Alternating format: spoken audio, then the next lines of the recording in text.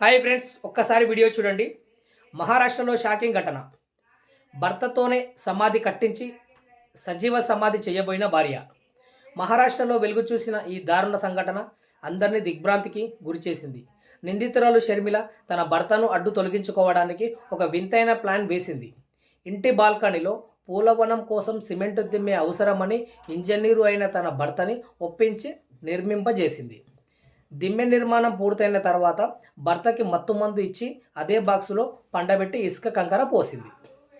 దానిపై పెద్ద సిమెంటు బండను అమర్చేందుకు అపార్ట్మెంట్ సెక్యూరిటీ గార్డ్ సిబ్బందిని పిలిపించి బండ పెట్టే సమయంలో ఇసుక లోపల కదలికలు రావడంతో అనుమానం వచ్చిన వాచ్మెన్లు తవ్వి చూడగా అతను సజీవంగా కనిపించాడు.